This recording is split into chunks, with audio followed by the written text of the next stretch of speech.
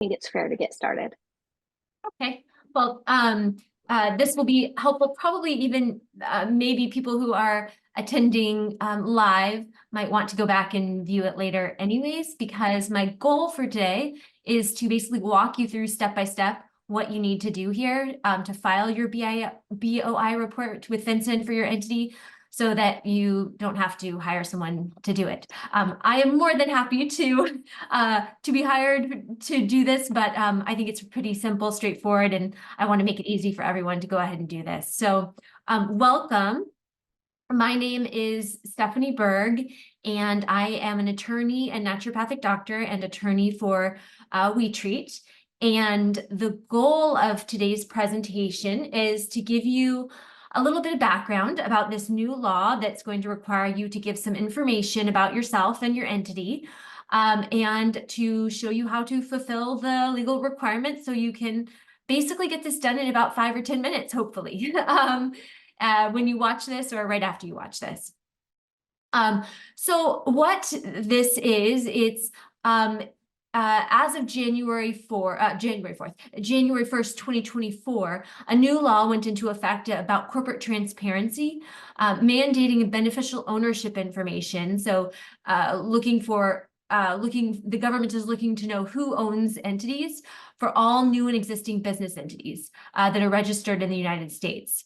So basically, if you have an entity that you own in the United States, whether it's a limited liability company, a corporation, a professional corporation, doesn't matter if it's taxed as an S Corp or a C Corp, or however it's taxed, if you have an entity that's registered in any state in the United States, you will have to file this report with the U.S. Department of Treasury's Financial Crimes Enforcement Network, FinCEN, that tells them who owns your entity. So basically, you're reporting about your own ownership.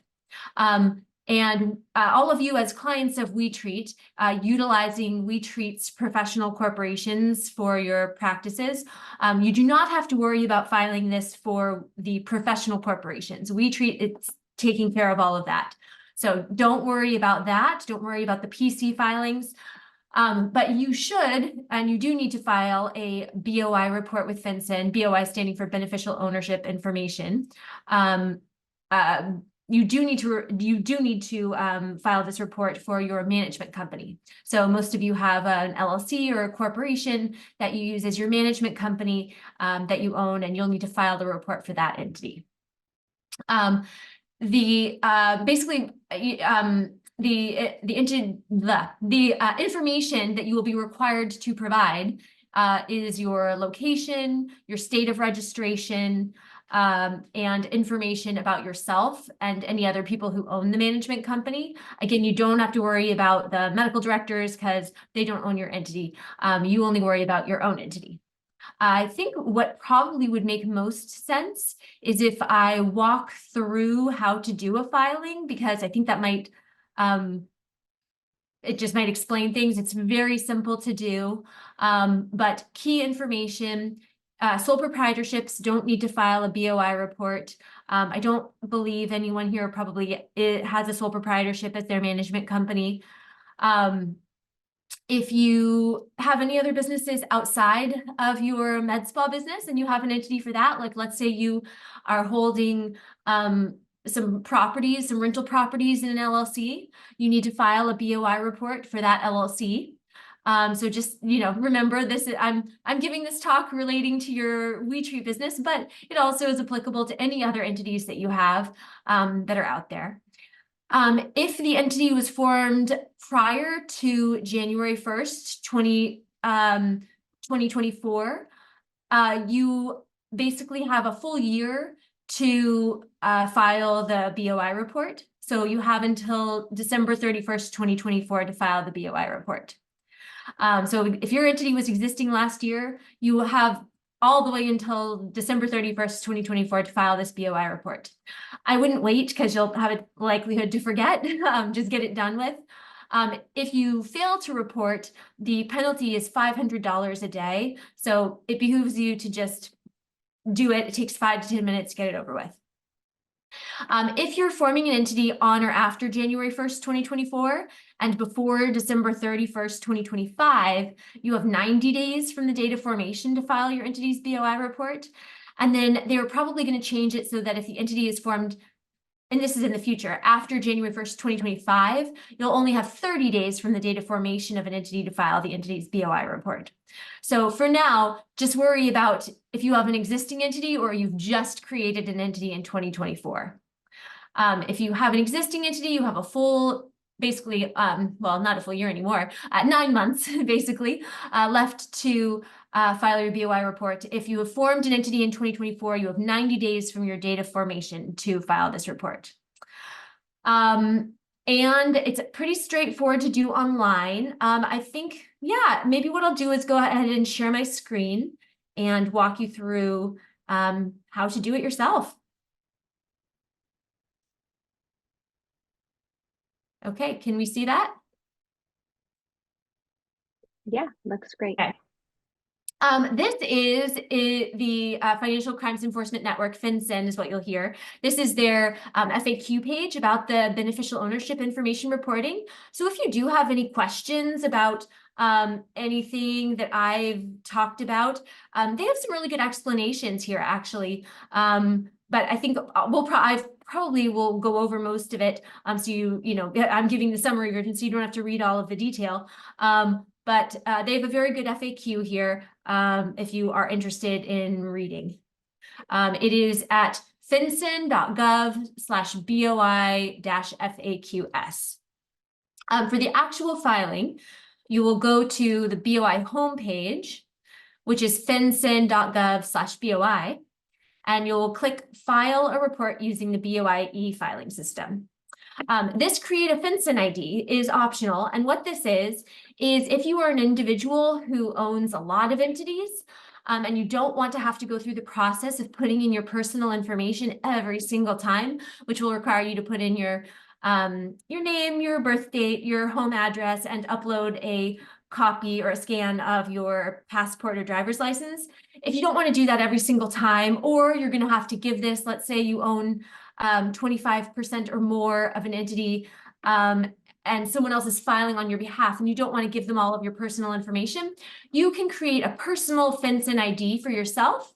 So you go in here and you create your personal FinCEN ID. I've done this because as an attorney, I have to give my information to people to list me as a company applicant, which you'll see. And I don't want to have to give everyone my date of birth and home address and passport, copy of my passport. So I have a personal FinCEN ID. So this is just an optional thing you could do if you are going to be handing the information out or using it a lot. If you're just wanting to go file your BOI report for your entity, this is where you'll go. I recommend to do the click Get Started, sorry. And I recommend to do just the file online and not the PDF version. I think this is simpler, but you can certainly do the PDF version and upload it. The file online has worked really well for me every time I've done it. You just have to make sure you understand that you're entering a U.S. government information system. So the U.S. government monitors all activity and have to agree to that. This will be your initial filing unless you've already done it. So let's say you have a management company that is Lotus Med Spa Management LLC, a California limited liability company that you formed in 2022. This is our first time filing. So we're going to say it's our initial report. This is going to be automatically pre-filled.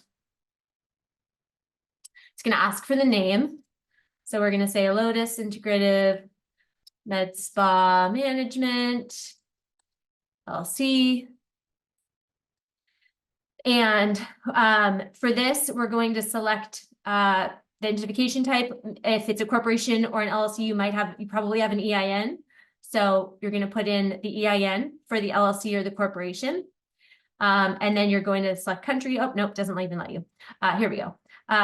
This is where you'll select the country. United States, and we said it's a California entity. So we're going to select California, but if you're in Virginia, you select Virginia. If your entity is registered in North Carolina, you select North Carolina. And this will generally be blanked out because you have not selected a local or tribal jurisdiction. You will put in the address for your management company or your practice, and that will be it there. Click next. Because we said in this example that the company was created in 2022, we checked that it's an existing reporting company. And that means when existing reporting company is indicated, all company applicant fields will be clear. Do you want to continue? You say yes. This is if existing reporting company as of January 1st. So if you had an entity that was formed prior to January 1st, you click this. And the cool thing about that is that all of this is blacked out, so you can't even fill it out. All this company applicant information. So you just scroll over all of this and you click next. Now, what do we do? Let's go back. What do we do? Let's say that our entity was actually formed in January of 2024. So January 15th, 2024. Well, that would mean you have 3 months, 90 days from January 15th, 2024 to file this report. So we have until April 15th of March 15th of 2024. No, April. I was right. You have 90 days to file it. Now it's requiring you to provide information about the company applicant. And the company applicant, under their definition, is the person who actually filed the articles of incorporation or the articles of organization with the Secretary of State in your jurisdiction. So if an attorney filed it for you, they would be listed as the company applicant, and you need to get their information. If LegalZoom filed it for you, you need to contact them and get their information about the person who filed it for you. If you filed it yourself, you will enter your own information here. For clients where I form a corporation or LLC for someone, this is where I would be listed as the company applicant, and I don't want to give people my date of birth and my home address and my copy of my driver's license. So that's why I have a FinCEN ID. So if they say, what is your FinCEN ID? I just tell them, I put my FinCEN ID here, a FinCEN ID in here, and all of this information is blacked out because FinCEN already has my information. If someone doesn't have a FinCEN ID, let's say you applied, created the company yourself, you'll put your own personal information in here, your last name, your first name, your date of birth, your business or residential address. And then you'll have to pick either one of US passport, foreign passport, or state issued driver's license, and put in the identifying number, driver's license number, passport number, the state that issued it, and then you'll upload a scanned copy. And that is pretty much it for the company applicant. If you're working with a law firm, they probably have a FinCEN ID. If you're working with LegalZoom, they probably have a FinCEN ID. But the key is that you need it for any entities that are created after January 1st, 2024. You need the information for the person who created the entity. Let's just say our entity was created, it was prior to 2024. So we're going to just not have to fill that out. Next is beneficial owner information. Beneficial owners are considered individuals who own 25% or more of an entity. There are some nuances about who can be considered beneficial owners, like certain people who aren't 25% or more owners but have significant control over the business could possibly be considered beneficial owners. So for any specific situations like that, I would recommend that you look at those FAQs. There's an FAQ about who is a beneficial owner, and I would recommend you look at that. And then after that, seek legal counsel. I'm more than happy to consult with anyone if needed, but those would be your first, that would be your first resource for a free answer and guidance. But otherwise, you need to think, okay, who owns my entity? If you are the only person that owns your management company, your LLC, your corporation, or if we're talking about like another LLC that you own for another business, if you're the only person who owns it, then you are the only beneficial owner.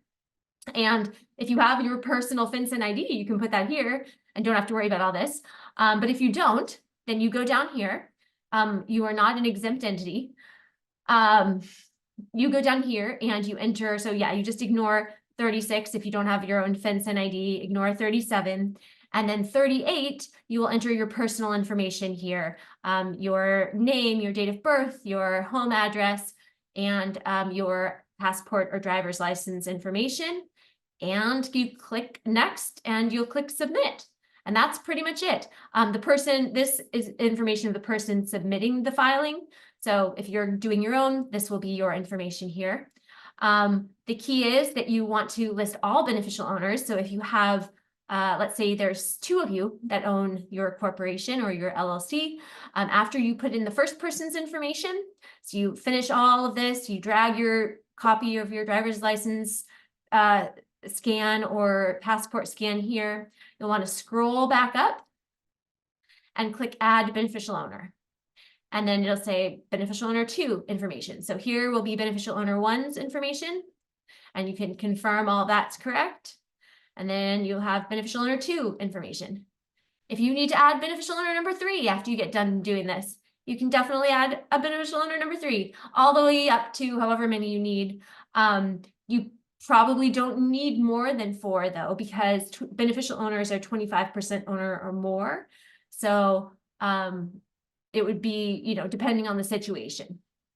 So that is the BOI process. It's pretty straightforward, pretty fast, especially if you are an existing entity prior to 2024.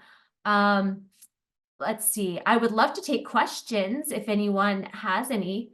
I know this was fast, but it's really simple. I keep telling people, I'm like, just get it done. It takes 5 or 10 minutes. You'll get it out of the way.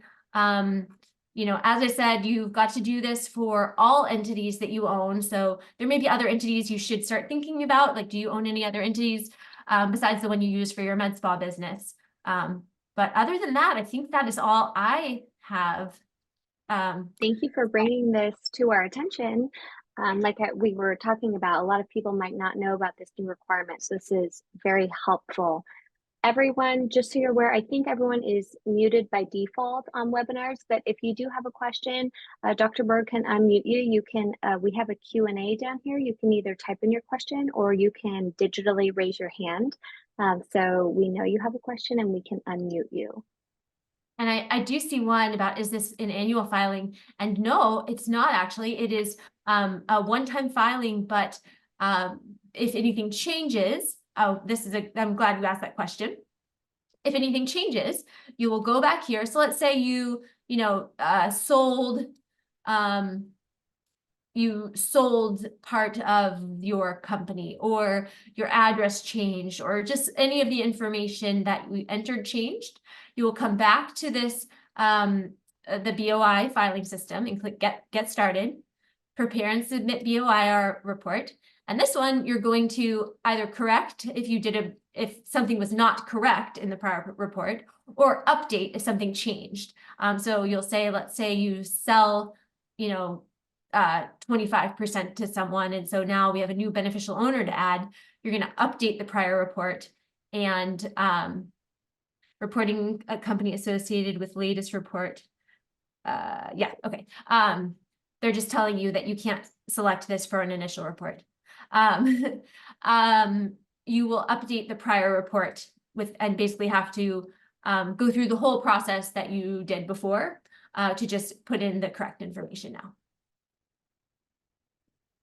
Perfect. Do all owners have to sign off to complete the submission?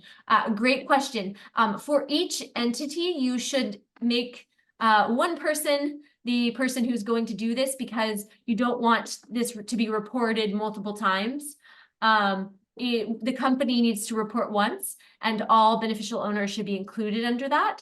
So beneficial owners, like whether or not they sign off, they have to be included. Like if you're filing for an entity and they're a 25% or more owner, they legally will have to be included as a beneficial owner, and they will legally need to provide their information and their copy of their passport or driver's license. I don't know what I haven't heard of a situation where someone's refusing to provide that information, so hopefully no one gets into that situation. but you sort of need their sign off only in the sense that you need them to provide a copy of their driver's license or passport unless you already have that. But when you file for a corporation, only one person should do the filing for the company or LLC, corporation or LLC, and all beneficial owners should be listed in that one filing. If they're not, you could always correct it later, as we saw, but better if you can just list them all. Makes sense. I want to go back one more time just because I think it's helpful to their, let's see.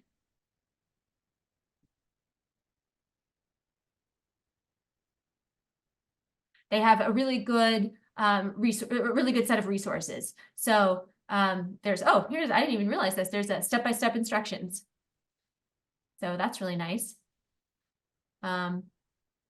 Looks like it downloads. Okay, so you can download step-by-step instructions and more filing instructions. And then there's also the FAQ that I showed you. We'll have to find that.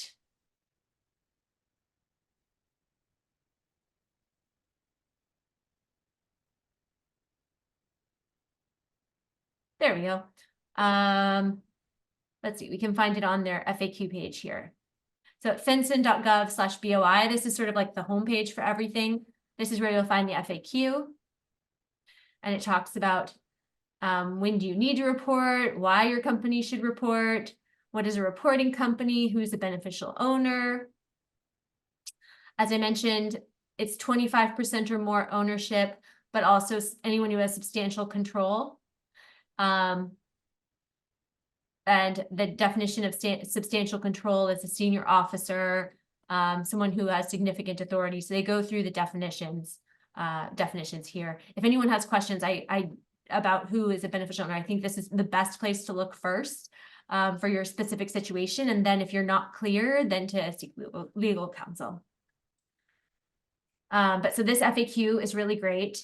And then again, on this homepage, back here, this is where you can file a report using the BOI system or create your own personal FinCEN ID.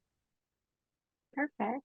Dr. Berg, it looks like we have 2 new questions that have come in. Yep, so the deadline to submit this, if your entity was formed prior to January 1st, 2024, so if any time prior to January 1st, 2024, you have up until December 31st of this year, 2024. So you basically have like 10 months, let's say 9-10 months left of the year to get this done. If you created your entity in 2024, then you have 90 days from the date you formed the entity to file. And then in the future, they say that they're only going to give people 30 days to file. I just see a question, is there a benefit to waiting to file? I don't see a benefit at all. The reason they're giving people in this first year a whole year is just because they're trying to get the word out and they don't want to penalize people who don't know. And so they're making it so that hopefully within a year, people understand what they have to do. And they've tried to make it really easy. I think it's pretty seamless. Takes 5 or 10 minutes. So yeah, no benefit to waiting to file. The penalty would be, I believe it's $500 per day after the deadline for when you file. So it's not cheap. And you're not sharing like how much each beneficial owner owns. You're not sharing. You are sharing personal information, but I think they tried to keep it as minimal as possible. The goal of this is to prevent wire fraud and make sure that people aren't hiding behind shell companies. Actually, the FAQ may have the fine information, so let's see if we can find that.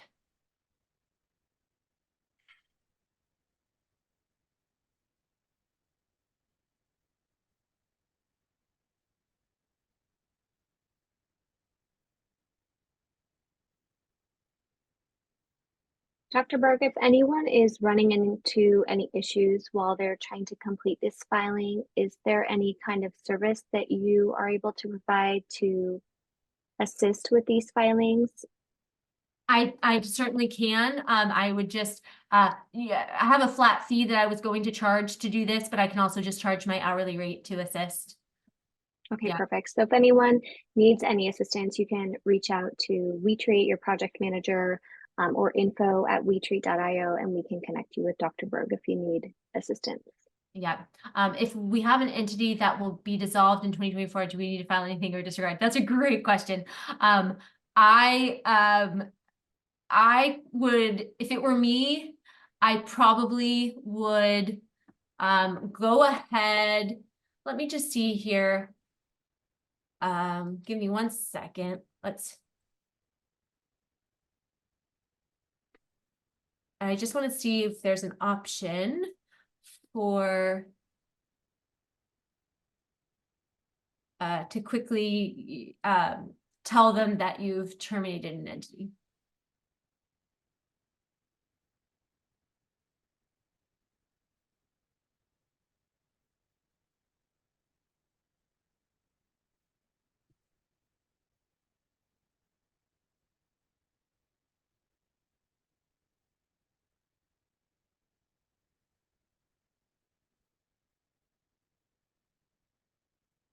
Yeah, that's actually a really good question. I would probably say, I would probably say to report actually, just because you're existing. I know it sounds silly, even though you have until the end of the year.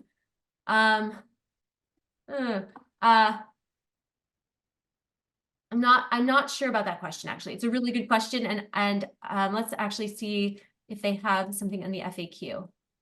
I don't know about that.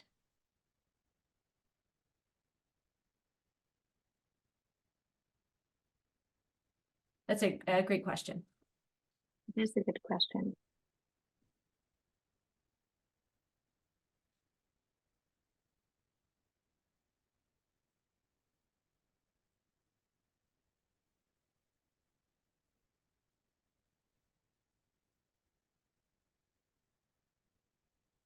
What should a reporting company do if they terminate? It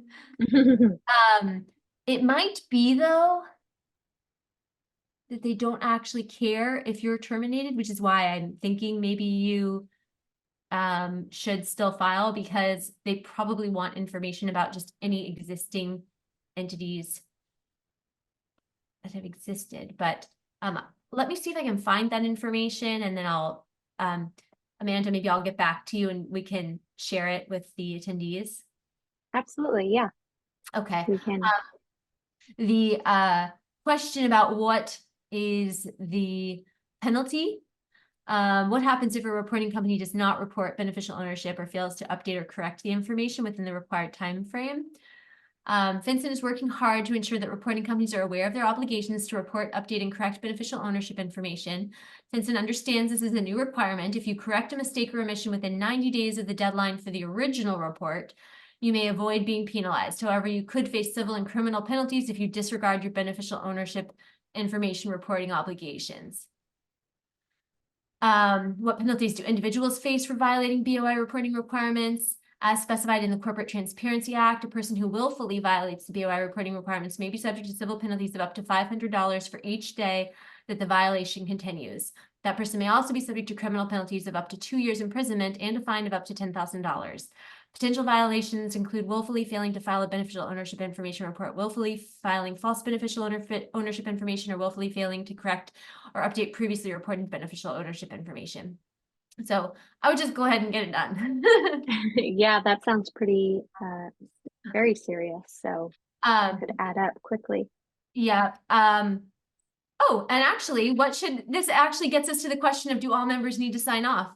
What should a reporting company do if a beneficial owner or company applicant withholds information? So let's say there's like 3 of you and one of your shareholders is refusing to provide a copy of their driver's license or something like that, or their birth date. While FinCEN recognizes that much of the information required to be reported about beneficial owners and company applicants will be provided to reporting companies by those individuals, reporting companies are responsible for ensuring that they submit complete and accurate beneficial ownership information to FinCEN. Starting January 1st, 2024, reporting companies will have a legal requirement to report beneficial ownership information to FinCEN. Existing reporting companies should engage with their beneficial owners to advise them of this requirement, obtain the required information, and revise or consider putting in place mechanisms to ensure that the beneficial owners will keep reporting companies apprised of changes in the reported information if necessary. So and one of the things you can tell them, it looks like here, is that beneficial owners and company applicants will face penalties if they willfully cause a reporting company to fail to report when they're supposed to. So if you have someone, who owns shares in your entity and you're trying to file the report and they are refusing to provide you information, you can say, hey, like, you're going to face penalties personally if you're preventing us from filing our report. Stacy says, so I will have to file a FinCEN. Not you personally, just, oh, you're a single owner LLC. No, not you personally. So what you do is it's an entity, so you have an LLC. So you'd go to the BOI homepage, file a report using the BOI filing system. I'm guessing your LLC was formed prior to 2024. So you are going to say it's an initial report, and you're going to put your LLC's name here. You're going to put, so I don't know what your LLC's name is, but we'll just say MedSpa LLC. And you will select your tax ID. If you have an EIN for your LLC, you could select that and put your EIN here. If you don't have an EIN for your LLC and you're using your social security number, which some people do for LLCs, you can use your social security number here since you're a single owner. And then you put in all of the required information, your jurisdiction, if you're a California LLC or, EIN. So you'll put in your EIN. You'll put in your state of formation. So whatever state, this is the country. But you will put in your state of formation of the entity of your LLC and the entity address. And if you were existing prior to January 1st, 2024, your entity, you'll select that existing reporting company and ignore all of the company applicant. Click next. Remember, you only ignore the company applicant if you were formed prior to January 1st, 2024. And then for Stacy, you as a single owner of your LLC are the only beneficial owner, and you will list yourself here, your information.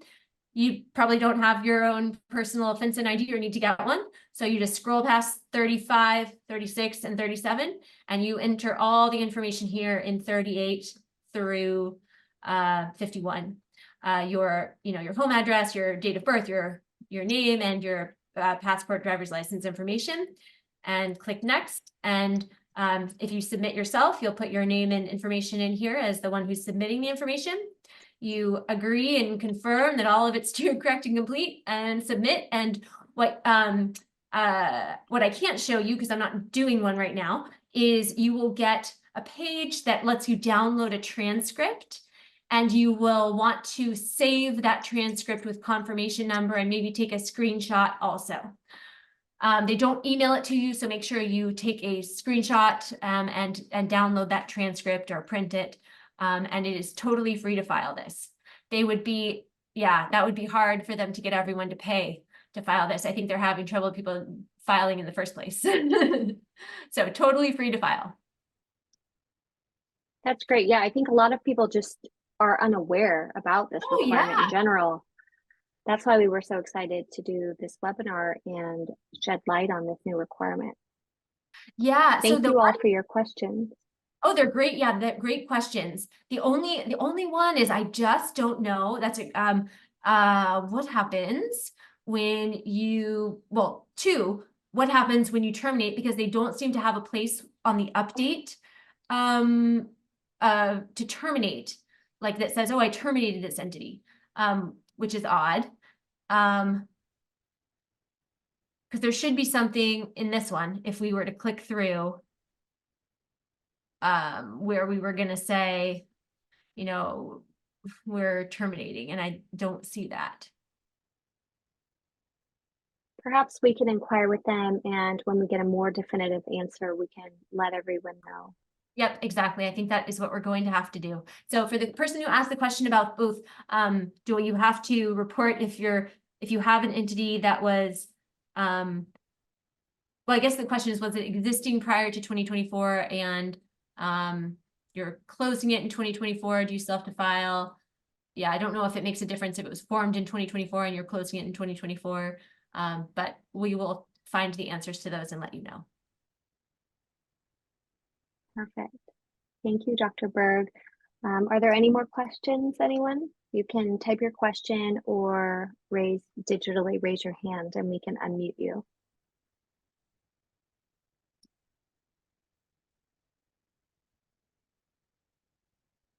It's pretty straightforward, so Yep. people may have more questions also as they click through and start filling it out.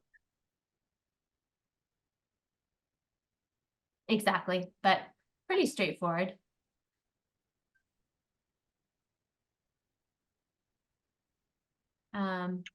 This was so informative. Thank you. Yes, thank you, Dr. Berg. Oh, I'm so glad. Sorry it was fast, but it's a good thing. It's a fast thing to get done. And I think maybe the only complication will be some of these questions like entities that are going to be terminated, and then also just determining to make sure you have all of the beneficial owners listed. Mm-hmm. Alan has a question. How does someone get a copy of the program? Oh, you mean the recording, probably? Yeah, maybe that. Yeah, we will send it out to everyone in an email, and we will also post it in the portal. So you will have that. We'll send it out tomorrow. If that's not what you meant by program, you can retype your question. And no, for the person who asked, is this only for California corporations? No, this is actually for any entity in the entire United States, whether you're a limited liability company, a corporation, a professional corporation, any type of entity. If you're a sole proprietorship, no, but if you have any type of entity, if you have one specifically that you're not sure about, please type it in. But it doesn't matter if you're taxed as an S Corp or a C Corp, it applies to you if you are registered in any state in the United States. This is a federal thing. And then the address of the crimes website, it is the main one where you can sort of like access everything is, hold on. I should have it memorized, but fenson.gov/BOI. And this is sort of the main homepage. Here's reference materials about it, which is really great. All of the final rules, if you're someone who really wants to look at the rules, like the exact legal language, have a field day, you can find all the rules here. And then if you just want the FAQs, which are really great, here's the FAQ page that we talked about. And this is really, really helpful. The only thing it doesn't have here, which I don't see, is what if I dissolve my entity? It might be here and maybe I missed it, but I don't think I saw it. So we're gonna have to figure that one out. If anyone finds it, please let us know. Before we do, please let us know. And then I did see one other thing that was helpful. Oh, I can't remember where I clicked on it, but there was the PDF download of step-by-step instructions. I think that was on this page. So here's where you go if you actually want to do the filing. And I think this is where I found the PDFs, I think here at this Q&A. Yeah, so here's step-by-step filing instructions, quick reference guide, step-by-step instructions for both the PDF version, which we didn't do, we did the online version. So yeah, this here is your one-stop shop for all of that. Wonderful. Okay, I don't see any more questions coming in. Anyone, if you have any questions as you get to this website and begin filling it out, feel free to reach out to us. We're here to help. We'll also be sending you a link to view this recorded webinar so you can pause it and go through it step by step, as Dr. Berg showed us the steps in live time here, which was very helpful. And thank you, Dr. Berg. This was great, very informative.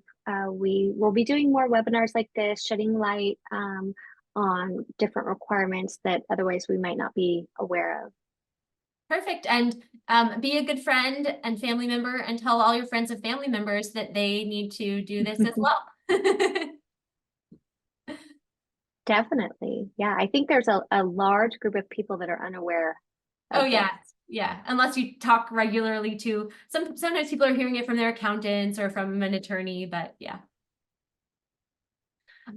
Okay, wonderful. Well, thank you so much, Amanda, for hosting. Yes, thank you so much. Okay, have a good day, everyone. Bye.